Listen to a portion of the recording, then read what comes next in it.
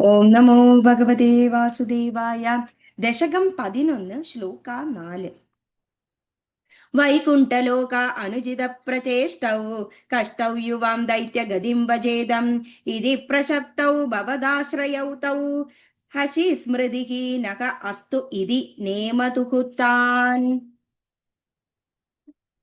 വൈകുണ്ഠലോകം ഭഗവാന്റെ സ്ഥിതമായി ഇരിക്കുന്ന ലോകം.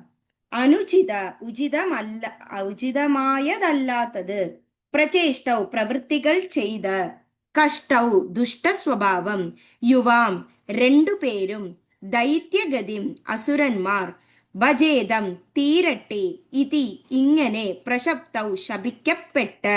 ഭവദാശ്രയൗ ഭഗവാന്റെ ആശ്രയം. തൗ ജയ വിജയന്മാർ. ഹരിസ്മൃതി ഭഗവത് സ്മരണ. ന മറക്കരുത്. അസ്ത്വി ഒരിക്കലും. ഇതി എന്ന് പറഞ്ഞ്. നേമസ്തുതാൻ നമസ്കരിച്ചു.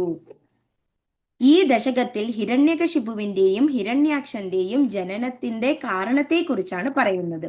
ഈ ശ്ലോകത്തിൽ അങ്ങനെ ആ സനത്കുമാരന്മാർ ഭഗവാനെ കാണണം എന്ന അതിയായ ആഗ്രഹം കൊണ്ട് 6 മതിലുകൾ കടന്ന് ആ ഭഗവാന്റെ ഗൃഹത്തിന്റെ മുന്നിലെത്തിയപ്പോൾ ആ ദ്വാരപാലകന്മാരായ ജയനും വിജയനും അവരെ തടഞ്ഞു.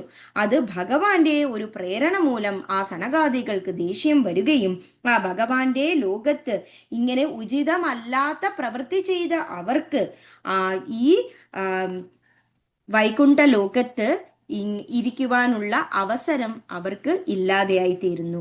അങ്ങനെ ദുഷ്ടസ്വഭാവം വന്ന ആ 2 പേരെയും അസുരന്മാരായി തീരട്ടെ എന്ന് ആ സനത്കുമാരന്മാർ ശപിച്ചു.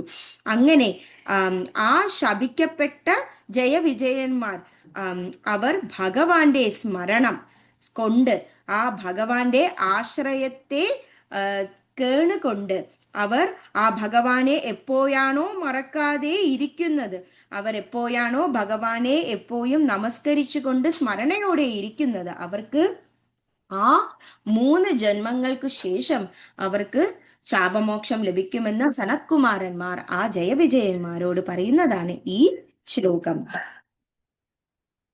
വൈകുണ്ഠലോകാനുചിത പ്രചേഷ്ടൗ കഷ്ടൗ യുവാം ദൈത്യഗതിം ഭജേദം ഇതി പ്രശപ്തൗ ഭവദാശ്രയൗ തൗ ഹരിസ്മൃതിർനോസ്ത്വിതി നേമതുസ്താൻ. ശ്രീഹരേ നമഃ ശ്രീഹരേ നമഃ. ഗോപികാ ജീവന സ്മരണം. ഗോവിന്ദ ഗോവിന്ദ. നാരായണ അഖില ഗുരോ ഭഗവൻ നമസ്തേ. Thank you.